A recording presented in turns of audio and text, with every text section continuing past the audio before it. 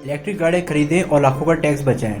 जी हाँ, इलेक्ट्रिक गाड़ियाँ खरीदकर ना सिर्फ अपने देश को पॉल्यूशन और क्लाइमेट चेंज से बचा सकते हैं, बल्कि हमेशा से बढ़ते रहने वाली फ्यूल प्राइसेस और भारी भरकम टैक्स जो आपकी जेब पर पड़ता है, उससे भी आप अपने आप को इलेक्ट्रिक व्हीकल खरीदकर बचा सकते हैं। कैसे, आइए जानते हैं इस वीडियो में।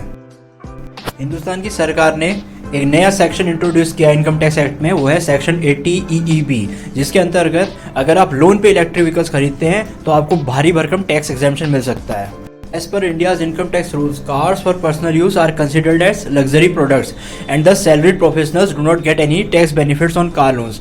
आज तक इंडिया के जो इनकम टैक्स के रूल थे, उनमें जो सैलरी लेने वाला आदमी होता था उसका पर्सनल यूज़ के लिए कार खरीदना एक लग्जरी के तौर पे देखा जाता था, उसको एक नेसेसिटी के तौर पे नहीं देखा जाता था। इसलिए आज तक जो सैलरी प्रोफेशनल्स होते हैं, सैलरी लेने वाले आदमी होते हैं, जो तनख्वाह पे काम करते हैं, उनको कभी भी गाड़ियाँ लेने पर टैक्स एग्जेम्पशन नहीं मिला है। लेकिन इस सेक्शन के अंतर्गत आप इलेक्ट्रिक व्हीकल्स अगर लोन पे लेते हैं तो आपको टैक्स एग्जेम्पशन बिल्कुल मिलेगा।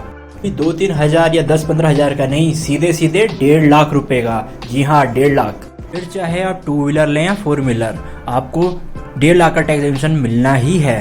लेकिन यहाँ पर कुछ शर्तें हैं जिनके मान्य होने पर ही यह टैक्स एग्जेम्पशन आपको दिया जाएगा। शर्त number 1, this exemption can be availed by any person only one time. सिर्फ पहली बार इलेक्ट्रिक व्हीकल खरीदने पर ही आपको ये टैक्स एग्जेम्पशन मिलेगा। ऐसा नहीं आपने 10 बार इलेक्ट्रिक व्हीकल ले ली तो 10 बार आपको ये टैक्स एग्जेम्पशन मिलेगा। हर आदमी को अपनी ज़िंदगी एक ही बार ये टैक्स एग्जेम्पशन दिया जाएगा, वो भी इलेक्ट्रिक व्हीकल को खरीदने पर। Number 2, this exemption is only for people buying an EV on loan. Loan लेना ज़रूरी है, डायरेक्ट कैश देकर या एक झटके में अगर आप इसे खरीदते हैं अपने पैसे से तो आपको ये टैक्स एग्जेम्पशन बिल्कुल भी नहीं दिया जाएगा। नंबर 3, यह शर्त मेरे बनिया भाई बहनों के लिए थोड़ा दुख की खबर है। अगर आप बिज़नेस के लिए EV लेते हैं, बिजनेस पर्पज़ के लिए, तो आपको टैक्स एग्जेम्पशन बिल्कुल भी नहीं मिलेगा। पर्सनल यूज़ के लिए या प्राइवेट यूज़ के लिए आप अगर EV लेते हैं तभी आपको ये टैक्स एग्जेम्पशन दिया जाएगा।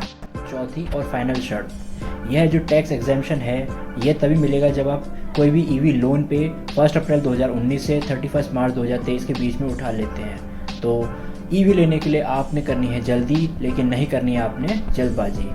इसके साथ ही आप अपना GST 12% से घटा के कर लेंगे 5% अगर आप लें EV लोन पे।